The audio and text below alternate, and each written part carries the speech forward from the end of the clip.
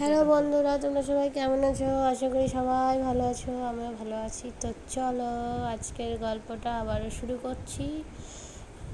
ওই গল্পটার পরের পার্ট, যেটা হচ্ছে কালী পুজোর গল্পের পরের পার্টটা তোমাদের সঙ্গে শুরু করছি। আর তোমাদের যদি আমার গল্প ভালো লাগে, তোমরা আমাকে গল্প পাঠাবা। সেই গল্প তোমাদেরকে আমি আবারও আগের মতন দিব। ডেসক্রিপশন বক্সে ইমেল আইডি আছে, সেখানে তোমরা গল্প পাঠাবা। তো চলো আজকে গল্পটা হচ্ছে। তো এইদিকে কালী পুজোর তোড়জোড় শুরু হয়ে গেল, এদিকে রান্না বান্নার জন্য জোগাড়ও হয়ে গেল। এদিকে সমস্ত কিছু ওই যে ছেলেটা, এবার ওকে বলা হলো তুই এবার কাজ কর। রিকু, তো রিককে কাকিমারা সবাই কাজ করছিল, ওরা রিককে বললো শোন এবার তুই মশলা টশলাগুলো থালে রাখ খিচুড়ির। তখন ও আবার খিচুড়ির মশলা বলতে আদা জিরে লঙ্কা এইসব বাটতে গেল। আর এদিকে শুকনো যেগুলো ছিল তেজপাতা, শুকনো লঙ্কা, ফোড়নের জন্য 5 ফোড়ন, তারপর আরও যা যা লাগে সমস্ত কিছু একটা থালাতে সাজিয়ে দিল।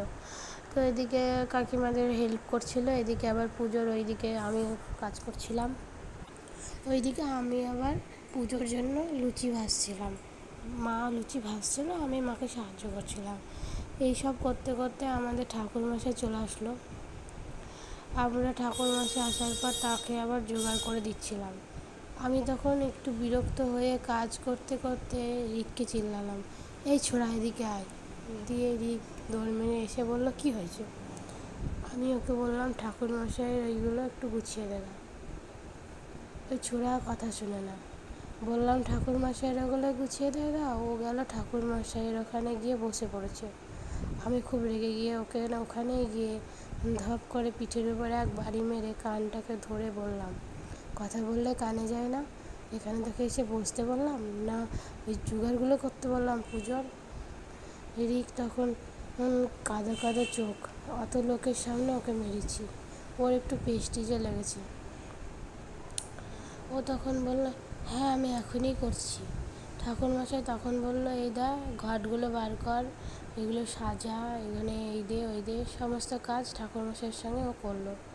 এদিকে পুজোর জোগাড় পুরো কমপ্লিট, রান্নাবান্না আমার মায়ের সব কমপ্লিট করে দিয়েছে। এদিকে ঠাকুরমশাই সব কিছু গুছিয়ে নিয়েছে। আমাদের পুজো এদিকে শুরু হয়ে গেছে, কিন্তু এদিকে খিচুড়ি এখনও এদিককার রান্না হয়নি। আমি একটু দৌড় মেরে চলে আসলাম এইদিকে, কাকিমা এখনও হয়নি, কী করছো? কাকিমা তখন বললো হয়ে এসছে আর একটু। তখন আমি আবার ডাকলাম, এই ছোড়া এদিকে আয়, তুই ওখানে বসেই আছিস, তোকে এদিকে থাকতে হবে। তুই কি মাথায় নাই নাকি যে এইগুলো করতে হবে? যে আখায় জ্বালানি নাই, জ্বালানি ঢুকা।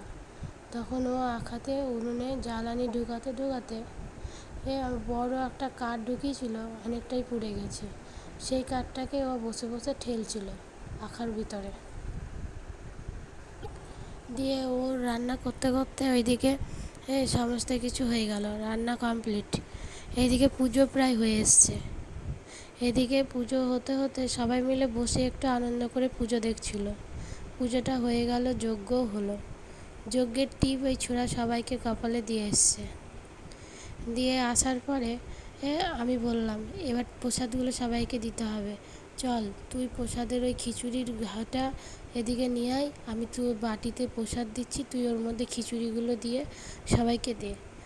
সবাইকে খিচুড়ি লুচি সমস্ত কিছু প্রসাদ দেওয়া হলো।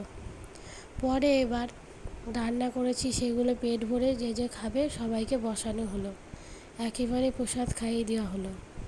খাওয়া দাওয়া করে খুব আনন্দ সহকারে সবাই বাড়ি চলে গেল। বাড়ির সবাই আত্মীয় স্বজন যারা এসেছিল তারাও চলে গেল, সবাই চলে গেল, কেউই থাকলো না। আর আমাদের পাড়ার লোক তো খেয়ে আগেই চলে গেছে সব, বাড়ি পুরো ফাঁকা। কিন্তু আমার 2 পিসি থাকলো, তারা একটু দূর থেকে এসছে আর অনেক দিন পরে এসছে বলে থেকে গেল। এবার সবাই চলে যাওয়ার পর বাড়িতে তো প্রচুর নোংরা, পুজো হয়েছে, গোছানো গাছানো সব আছে। প্রায় একে একে আমরা সবাই সব কিছু গুছিয়ে নিলাম।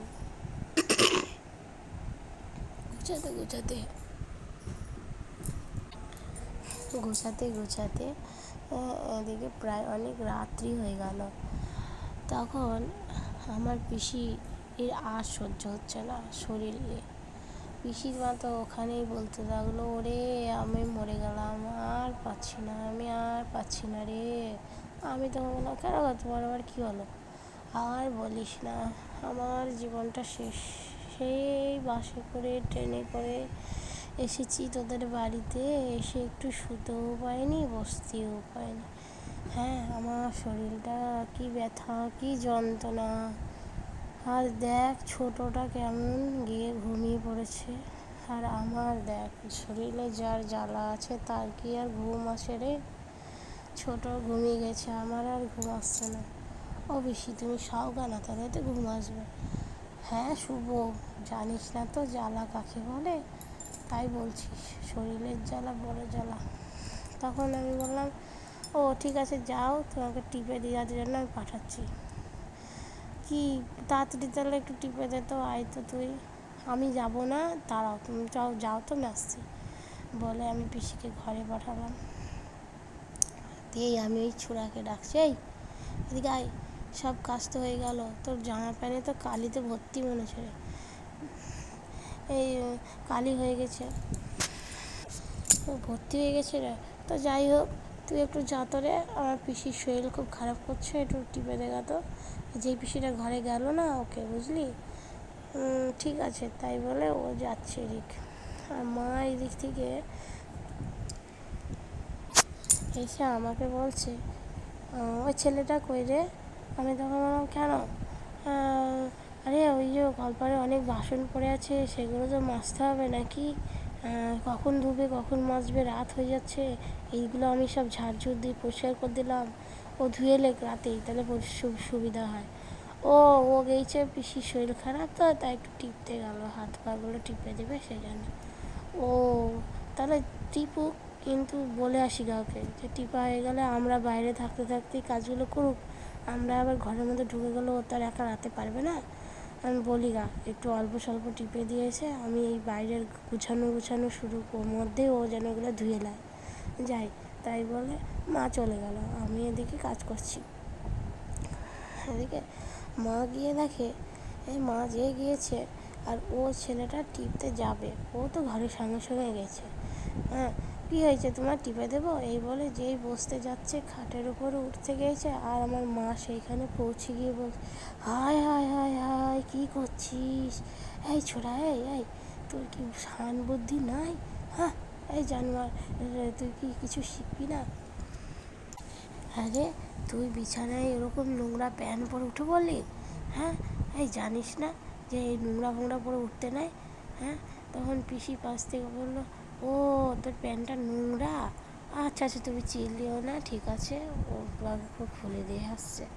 এই শোন, তুই প্যান্টটা খুলে রেখে আয়, বুঝলি? তুই ফ্যানটা খুলে পরিষ্কার হয়ে আমার কাছে আয়, এসে আমাকে একটু করে দে না রে বাপু, আমার খুব যন্ত্রণা, আমি আর পাচ্ছি না রে। তখন মা বললো, হ্যাঁ হ্যাঁ আমার সঙ্গে আয়, বাইরে আয়। মা তখন ওকে ডেকে নিয়ে এসে ওকে বলছে, এই যে তুই কি কিছু জানিস না? তোকে আমি ওইটুকু টাইমের জন্য পড়তে দিয়েছি বলে কি তুই সবসময় প্যান্ট পরে থাকিস? তুই এবারে পরে চলে গেছিস ঘরে, তোকে যে তখনই বললাম প্যান্টটা খুলে আমাকে দিয়ে দিবি, সে কথা কি ভুলে গেছিস? অত অন্য মানুষকে কিসের রে? বলে মা ওকে এক লাথি মেরেছে পাছায়, আর ও কেউ উল্টে গিয়ে কলপারে পড়েছে। হ্যাঁ, কলপাড়তে বল, এই যে বাসনগুলো দেখছিস তো, তাড়াতাড়ি ওদের মাজা টাজা টিপে আয়, এসে না ওকে টিপে দিয়ে এসে এগুলো মাছ, এগুলো মেজে রাতে ঘুমাবি, তার আগে কিন্তু শুতে পাবি না বলে দিলাম, বুঝেছিস? তখন ও বললো, ঠিক আছে। হ্যাঁ, তাহলে ওই যা ধো, ওইগুলো হাতে পায়ে ধো, হাত পা ধুয়ে তাড়াতাড়ি যা গিয়ে টিপে দেয়গা। তখন ওই ছেলেটা মা এদিকে কাজ করতে লেগেছে, ওকে বলার পর মা এদিকে কাজ করতে লেগেছে। কলপারে হাত পা ধোয়া হয়ে গেল, দিয়ে ও আসছে পিসির কাছে। এইদিকে পিসির ঘরে ঢুকতেই পিসি এদিকে চেঁচাতে লেগেছে, ছি ছি ছি ছি ছি, এ কী রে, ওরে ছি ছি ছি, এত বড় ছেলে, কী রে ল্যাংটা হয়ে চলে আসছিস? এই ছোড়া, লজ্জা লাগছে না তোর? এই তো আমার অতই তাড়াতাড়ি নাই যে তোকে ন্যাংটো হয়ে আসতে বলেছি, আমার একটু ব্যথা করছে টিপে দিতে বলেছি, তাই কোন কাজ করছে গো, ছি ছি ছি ছি। এই কিছু পরে আয়গা, যা, এভাবে ন্যাংটা হয়ে চলে আসছিস তুই, তুই আবার কী ছেলে রে, তোর লজ্জা লাগছে না? আমারই লজ্জা লাগছে তোকে দেখে, হে ছি ছি ছি ছি।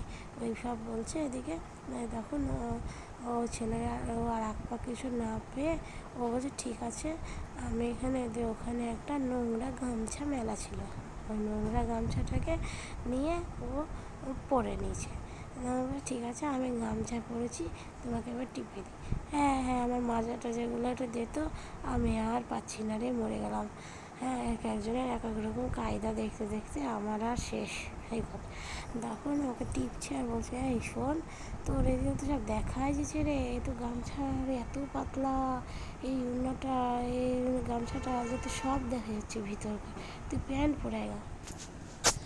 এদিকে পিসি মেসেজ করতে করতে বলছে, এই শোন, তো ওটা না সবই দেখা যাচ্ছে, তুই গামছাটা না পড়লেই পারতি, তুই এমনি মেসেজ করে দিলেই পারতি আমাকে।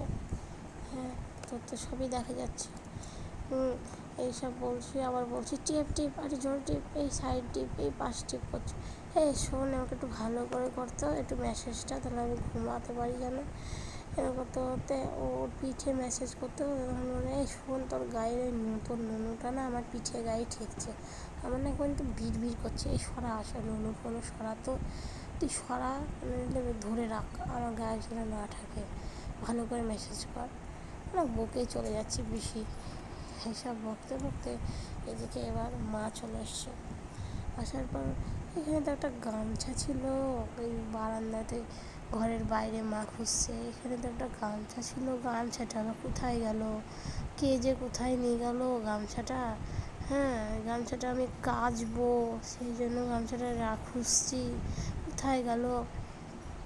পিসি ওইদিকে শুনতে পেয়ে বলছে, কী খুঁজছো গো, এই দেখো এইখানে তার ছোড়া একটা গামছা পরে আছে, তাহলে এই গামছাটা নাকি এই ছোড়াটা পরে আছে, এটা খুঁজছো নাকি? বলছে কি, এসে মা এসে দেখে, হ্যাঁ, আরে তুই গামছা এই, এই মা খুব রেগে গেছে, এই তুই গামছা পরে আছিস, এই আমি গামছাটা নোংরা প্যান্ট পরেছিলি বলে তোকে খাটে উঠতে পারবো, আমার গামছাটা কত নোংরা আছে জানিস, গামছাটা আমি খুঁজে বেড়াচ্ছি পরিষ্কার করবো বলে, আর তুই নোংরা গামছা পরে খাটে উঠে বললি, তোর আজ কিছু বলি রে। এদিকে পাশ থেকে পিসি বলছে, ও কেন, ও তো ন্যাংটা হয়ে এসেছিলো গো, ন্যাংটা হয়ে এসেছিলো, দিয়ে আমি বললাম এভাবে ন্যাংটা হয়ে এসছিস কেন, সেভাবে এত বড় ছেলে, তাই বলে আমি বললাম ওকে যে ন্যাংটা থাকিস না, প্যান্ট পরে গা, তখন ওই গামছাটা নিয়ে পড়লো। সে ঠিক আছে, তুমি নাই জানো না, হ্যাঁ ও কি জানে না ওকে ন্যাংটা, তো ও কি জানে না যে ওকে ও গামছাটা পরে নিয়েছে। হ্যাঁ, তাই বলে মা ওইদিকে এমন জোরে গামছাটাকে টেনেছে, টেনে খুলে নিয়েছে, নিয়ে নুনুটাকে হাত দিয়ে জোরসে করে টেনে একেবারে খাট থেকে নিচে ফেলে দিয়েছে, আর ও মুখ থুবড়িয়ে পড়ে গিয়েছে নিচে। হ্যাঁ, আর আমার পিসি তখন বলছে, এ কেন গো, কী হয়েছে, কি জানি না, কী গো, কী ব্যাপার গো, বলো তো একটু খুলে আমাকে, কী ব্যাপার। আরে শোনো, ব্যাপারটা হলো নতুন আমাদের বাড়ি কাজে লেগেছে, এর আগে তো ছিল না, কালকে আমাদের বাড়ি কাজে লেগেছে, সেই জন্য তোমাদের কাউকে বলিনি। ব্যাপারটা হলো এটাই যে আমার শরীরটা খারাপ ছিল জানো তো, ওর বাড়ির পাশে, আমাদের পাশের পাড়ায় ওদের বাড়ি, তো ওর জেঠি ওকে লাগিয়ে দিয়ে গেছে কাজে। তো জেঠি বলেছে, মানে ওর জেঠিরা সেরকম মানে ওকে নিতে আর চায় না, কারণ ওর জেঠিরা চলে গেছে, এখানেও নাই, চলে গেছে, ওর জেঠিরা রেখেই চলে গেছে বিদেশে, ওরা আর আসবে না এই দেশে, সব বেঁচে কিনেই চলে গেছে। আর এই ছেলেটাকে কেউ দেখারও নাই, কিছু নাই, যার বাড়ি কাজ করবে থাকবে, তাই আমি এখানে কাজ করার জন্য রেখেছি। তো এদিকে ওর জেঠি বলেছে যে যেভাবে ইচ্ছা রাখবা, আর আমি ওকে প্যান্ট পরেই রাখতাম জানো তো, প্যান্ট পরেই রাখতাম, কিন্তু এত শয়তান ছেলে, প্যান্টটা পরাতাম তো উড়বে, শুধু বাইরে বাইরে চলে যেত, দোকানে বসে থাকতো, বাজারে বসে থাকতো, কাজের সময় ওকে পাওয়া যাবে না, ও যেখানে যাবে সেখানে গিয়ে ঘুরে বেড়াতে বসে থাকতো, ডেকে ডেকে আনতো। তো আমার কি আর সেই বয়স, আমি ওকে ডেকে নিয়ে আসবো। আর না সেই জন্য রেখেছি ওকে, বলো তো? ও কাজ করার জন্য রেখেছি, আর সে যদি ওই সব করে বেড়ায় তাহলে হবে? রাগ করে আমি ওকে আর জামা প্যান্ট দিই না, আর প্যান্ট দিলে আর ও বাইরে চলে যায়, প্যান্ট না দিলে বাড়িতেই থাকে, কোথাও যায় না। সেই জন্য আমি প্যান্ট ফ্যান দিইনি, বুঝলা? তাই ওকে বাড়িতেই আছে। আর আজকে অনেক লোক এসেছিলো, লোকজন এসছে পুজো, তার জন্য ওকে প্যান্ট দিয়েছিলাম। তা দেখো বার্তিক, দেখো প্যান্টটাকে নিয়ে আর খুলে আবার গামছাটাকে পরে নিয়েছে। হ্যাঁ, জানে না কিছু বলে আবার এই এক লাথি ওর মা পাছার উপরে, আর ওর আচ্ছায় লেগেওছে মনুতে পাছাতে। আর কানটাকে ধরে মা বলছে, এই জানোয়ার নাকি তুই, শুনতে পাস না, না বুঝতে পারিস না? বাসনগুলো কে ধোবে? আমি এখন শুবো, বাসনগুলো কে ধোবে? বলে ওকে যা বাসনগুলো ধোগা, দিয়ে ওকে বাসনগুলো ধুতে পাঠিয়ে দিল। আর মা এদিকে আরও বাইরে কাজ ছিল, সেই কাজগুলো করতে লাগলো। এদিকে বাসন মাজা কমপ্লিট, ওইদিকে আমাদেরও সমস্ত কাজ হয়ে গেছে। আমরা খুবই ক্লান্ত হয়ে গেলাম, প্রায় রাত তখন 1টা। আমি খুব ক্লান্ত হয়ে আমার বাড়ির সবাই শুয়ে ঘুমিয়ে গেছে। আমার মা, আমি শুয়ে পড়লাম, ওকেও বললাম যে আজকে তুই নিচে শো এখানটায়। তো আমরা শুয়েছিলাম খাটের উপরে, ওকে নিচে শুতে দিলাম, কারণ বাইরে এদিক ওদিক সব জায়গাতেই মানুষ সব বসেছে, এ করেছে, চারিদিকটা নোংরা আছে। আর ও যেখানে শয় সেই জায়গাটাতে সব জিনিসপাতি রাখা হয়েছে বলে ওকে আজকে নিচে শুতে দেওয়া হলো। তো ও দিয়ে আমি এদিকে শুয়ে আছি, মা শুয়ে আছে। আমার মা ওকে বোঝাতে লাগলো, শোন এদিকে। আমার মা ওকে ডাকলো, কাছে গেল, রিখের কাছে গিয়ে মা ওর নুনুটাকে চেপে ধরলো, ধরে বললো, এই শোন আমার কথা শোন। মাকে তখন মা ওকে বললো, আমি যে আজকে তোকে কথাটা বললাম তুই কিসের জন্য শুনলি না আমার কথা? মা ওর দিকে তাকালো, তাকিয়ে বলল, শোন তুই আমার কাছে আয়। বলে মা গিয়ে আবার খাটের ওপরে শুয়ে পড়লো। শোয়ার পর মা ওকে, ও তখন দাঁড়িয়ে ছিল, মা শুয়ে শুয়ে ওর নুনুটাকে খপ করে চেপে আবারও ধরলো। ধরার পর ওকে বলছে, শোন তুই যদি, আমি যে তোকে এই কথা সকাল দুপুর আজকে তোকে যে কথাটা বললাম আমি, তুই কেন আমার কথা শুনলি না সেটা আগে বল। তখন ও বলছে, আমার ভুল হয়ে গেছে। জাস্ট এইটুকুই? তুই যা করবি আর বলবি ভুল হয়ে গেছে আর আমি ছেড়ে দেবো? কী ভাবলি? তখন ও ভয়ে চোখ দুটো নামিয়ে চুপ করে দাঁড়িয়েছিল। আমি আর একটু ভালো করে চেপে ধরে টানলাম, ও করে সামনে দিকে আর একটু এগিয়ে এসে বলল, লাগছে। আমি বললাম জানি, সেই জন্যই ধরেছি। তা তুই যে ভুল হয়ে গেছে বলছিস, তোর এই ভুলটা কবে শুধরাবে একটু বলতে পারিস? না মানে আমি তো ন্যাংটো হয়েই ঢুকেছিলাম, তারপরে আমাকে বললো তাই আমি গামছাটা পরলাম। আচ্ছা, তোকে বলেছে তাই না? আচ্ছা, তোকে যে ওরা বলছে, তো ওরা কি তোকে আগে থেকে চিনতো? না। তা চিনতো না তো তুই কিসের জন্য ওদের কথা শুনলি? কেন ওদেরকে বলতে পারলি না? আর এইদিকে যে তোকে আমি, তুই তাহলে ওরা তোকে নিশ্চয়ই চিনে না, তুইও চিনিস না, তাহলে তুই দোষ দিচ্ছিস কেন? আচ্ছা শোন, এখন যদি আমি তোর নুনুটাকে চেপে ধরি, বিচিটাকে ধরে না মুচিয়ে দিতে ইচ্ছা করছে, আর যদি তোর খুবই লাগে, যন্ত্রণা ছটপট করিস, তোকে কি ওই যে বলেছিল গামছা পরতে, ওই যে পিসি, সে কি তোকে বলবে যে ছেড়ে বাঁচা পেয়েছে, না সে নাক ডেকে ঘুমাচ্ছে? তাহলে কে কী করছে তোকে? আমি আর আমার মেয়েই তো। তাহলে আমাদের কথা ছাড়া কার কথা শুনবি? শোন, লোকের ঘাড়ে দোষ চাপাবি না, বুঝেছিস? যেটা বলবো সেটা শুনবি, আদার্স একটা কোনো কথা আমাদের সামনে বলতে আসবে না। এই কথাটা ভালো করে মাথায় রাখ, বুঝেছিস? বলে ওর নুনুটাকে ধরে ঠেলে ফেলে দিল, ও বিছানার উপরে গিয়ে ধাপ করে পড়লো। ওর নিজের বিছানা পাতা ছিল নিচে, সেখানে গিয়ে পড়লো। ছেলেটা তখন শুয়ে শুয়ে কাঁদতে লাগলো। মা আবারও চেঁচিয়ে উঠলো, কী রে, তোকে কি শুয়ে পড়তে বলেছি? ওঠ বলছি। আর যদি না উঠিস এক্ষুনি তাহলে তোর কী করি দেখ। আরও আবার হড়মাড় করে উঠে পড়লো ছেলেটা, উঠে দাঁড়িয়ে পড়লো। এবার মা বিচিটাকে চেপে ধরেছে। হ্যাঁ লাগছে, ছেড়ে দাও ছেড়ে দাও, আমার খুব যন্ত্রণা করছে, ছেড়ে দাও, একটু ছেড়ে দাও, আমি তোমার সব কথা শুনবো, ছেড়ে দাও। দাঁড়া দাঁড়া, ধৈর্য ধর, অত অধৈর্য হোস না, আমি যেটা বলছি সেটা শোন। কি মানে আমি বলছি যে, তখন ওই মাটা বলছে, শোন আমি যেটা বলছি, আমাদের বাড়ি অনেক মানুষ দেখছিস তো, ওরা আছে, মানুষ এসছে আছে, আর আমি ঘুমাচ্ছি এত রাতে। আমরা ঘুম থেকে যদি দেরিতেই উঠবো, আর তাড়াতাড়ি উঠবো না, আর ওরাও হয়তো দেরিতে উঠবে যদি আমাদের আগে উঠে পড়ে। আর তুই কিন্তু তাড়াতাড়ি উঠবি।